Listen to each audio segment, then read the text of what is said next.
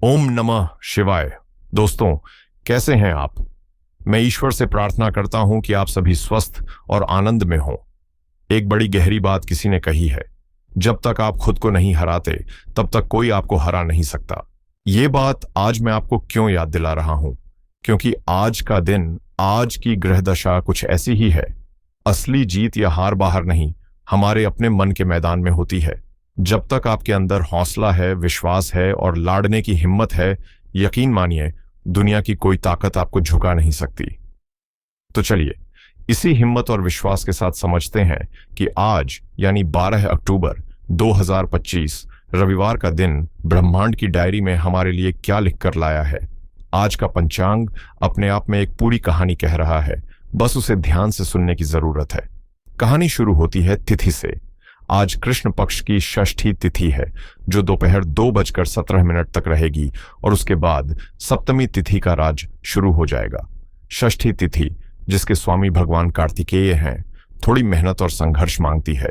ये कहती है कि अगर कुछ बड़ा पाना है तो आराम छोड़कर मैदान में उतरना पड़ेगा। लेकिन दोपहर के बाद जब सूर्यदेव की सप्तमी तिथि आएगी तो माहौल बदलेगा। यह एक मित्रप्रदा तिथि है, जो रिश्तों को जोड़ने और नई शुरुआत करने का समय होगा। तो समझ लीजिए, दिन का पहला हिस्सा मेहनत का है, तो दूसरा हिस्सा उस मेहनत के मीठे फल का हो सकता है, यानी नक्षत्र की। दोस्तों, यह आज की ऊर्जा का सबसे महत्वपूर्ण हिस्सा है। दोपहर 1:36 अपराह्न तक आसमान में मृगशिरा नक्षत्र का प्रभाव रहेगा। मृगशिरा का मतलब है हिरण का सिर। जैसे एक हिरण हमेशा किसी खोज में रहता है, वैसे ही ये नक्षत्र हमारे मन में एक जिज्ञासा, एक बेचैनी भर देता है, कुछ नया जानने की, कुछ नया पाने की। इसके स्वामी मंगल हैं, जो इस खोज के लिए हमें हिम्मत देते हैं। लेकिन दोपहर 1:36 अपराह्न के बाद खेल पूरी तरह पलट जाएगा, जब चंद्रमा आर्द्रा नक्षत्र में प्रवेश करेंगे। दोस्तों, आर्द्रा नक्षत्र के स्वामी महाशक्तिशाली राहु हैं और इसके देवता हैं स्वयं भगवान शिव का रौद्र रूप रुद्र। आर्द्रा का मतलब होता है नमी या आंसू। ये उस आंधी के बाद की शांति का प्रतीक है, जो अपने साथ सब कुछ साफ करके ले जाती है। यह नक्षत्र जीवन में बैड और कभी कभी दिल को असहज करने वाले बदलाव लाता है, ताकि जो पुराना और बेकार हो चुका है उसे जिंदगी से हटाया जा सके। तो आज का दिन 2 हिस्सों में बंटा है। पहला भाग खोज और हिम्मत का, और दूसरा भाग गहरे भावनात्मक बदलाव और शुद्धिकरण का। अब देखते हैं आज का योग क्या कह रहा है। सुबह 10:55 तक वरयान योग है, जिसका अर्थ है श्रेष्ठ। यह समय किसी भी काम को करने के लिए उत्तम है, आपको सफलता मिलेगी। लेकिन इसके बाद परिघ योग लगेगा। परिघ का मतलब होता है लोहे की चहड़ या बाधा। ये योग साफ इशारा कर रहा है कि सुबह 10:55 के बाद आपके कामों में कुछ रुकावटें या विरोध का सामना पैड़ सकता है। इसलिए मेरी सलाह है कि अपने सबसे जरूरी काम वरयान योग में ही निपटाने की कोशिश करें। करण की बात करें तो दोपहर 2:17 अपराह्न तक वणिज करण है। जैसा कि नाम से ही पता चलता है, यह व्यापार लेन देन के लिए बहुत अच्छा है। लेकिन इसके बाद विस्तीकरण, जिसे हम और आप भद्रा के नाम से जानते हैं, शुरू हो जाएगी। और जैसा कि आप जानते हैं, भद्रा काल में कोई भी शुभ या नया काम शुरू करने से बचा जाता है, क्योंकि इसमें नकारात्मक ऊर्जा थोड़ी बढ़ जाती है। और आज का दिन है रविवार, यानी सूर्यदेव का दिन। सूर्य हमारी आत्मा, हमारा आत्मविश्वास, पिता और मान सम्मान के कारक हैं। आज इन सभी चीजों पर ध्यान देना बहुत जरूरी है। इन सब के साथ चलिए शुभ और अशुभ मुहूर्त पर भी एक नजर डाल लेते हैं। ब्रह्म मुहूर्त सुबह 4:50 से 5:38 तक रहेगा। यह ईश्वर से जुड़ने का सर्वोत्तम समय है। इस समय उठकर अगर आप ध्यान या प्रार्थना करते हैं तो पूरे दिन की चुनौतियों के लिए तैयार हो जाएंगे। दिन का सबसे शुभ मुहूर्त अभिजित मुहूर्त सुबह 11:50 से दोपहर 12:36 तक रहेगा। यह विजय मुहूर्त है, कोई भी महत्वपूर्ण कार्य शुरू करने के लिए सर्वश्रेष्ठ है।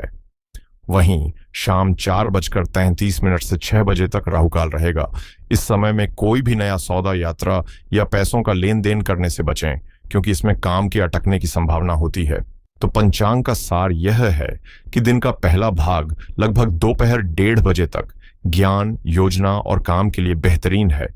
लेकिन दोपहर बाद आर्द्रा नक्षत्र, परिघ योग और भद्रा मिलकर एक चुनौतीपूर्ण माहौल बना सकते हैं, जिसमें आपको बहुत धैर्य, सावधानी और अपनी भावनाओं पर नियंत्रण रखने की जरूरत होगी।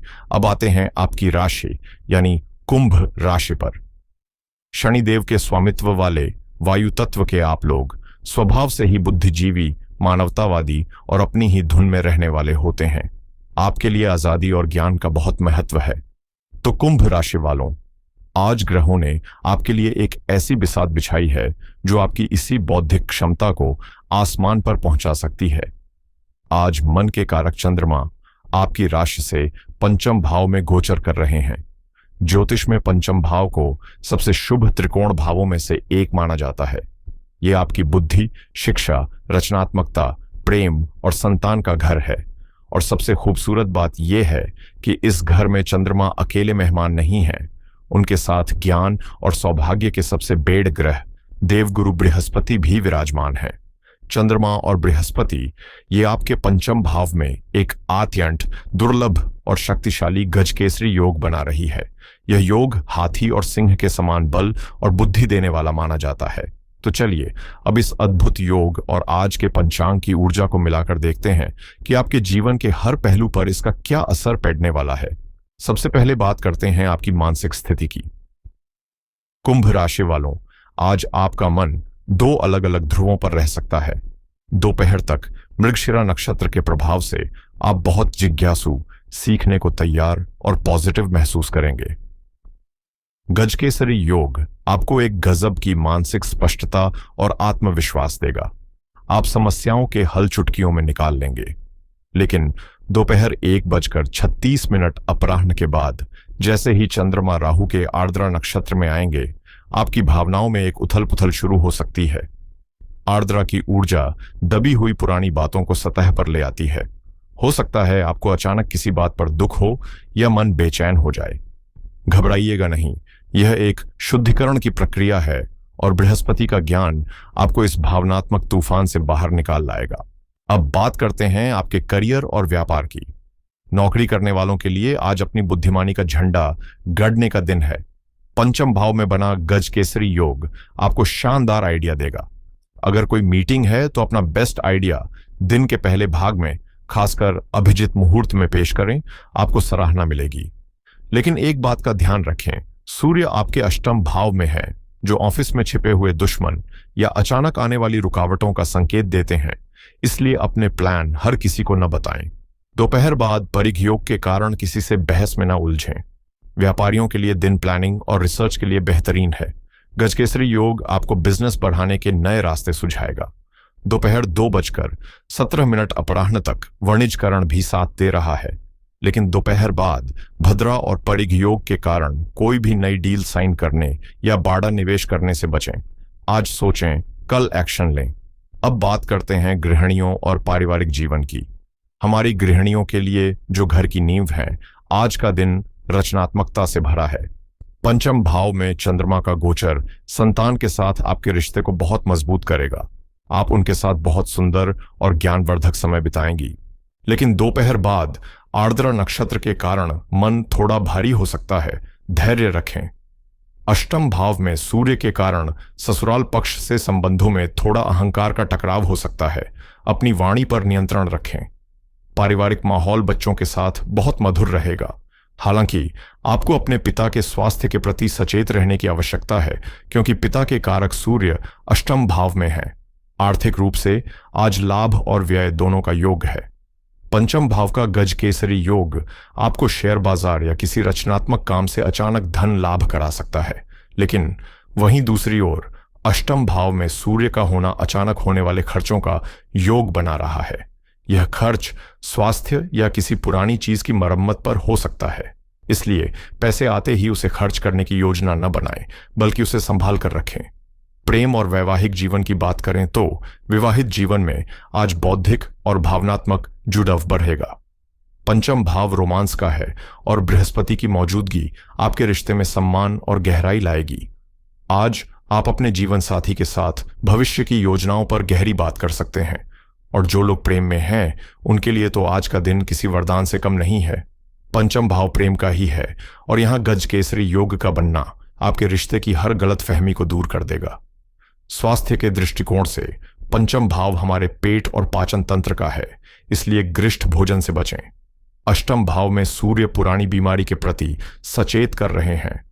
दोपहर बाद मानसिक तनाव से सिर दर्द संभव है और विद्यार्थियों, आपके लिए आज का दिन सरस्वती योग जैसा है। ज्ञान के दो सबसे बैड ग्रह बृहस्पति और चंद्रमा आपकी शिक्षा के भाव में है। आपकी एकाग्रता चरम पर होगी। इस ऊर्जा का पूरा लाभ उठाएं। तो कुल मिलाकर कुंभ राशि वालों, आज का दिन एक दो-धारी तलवार की तरह है।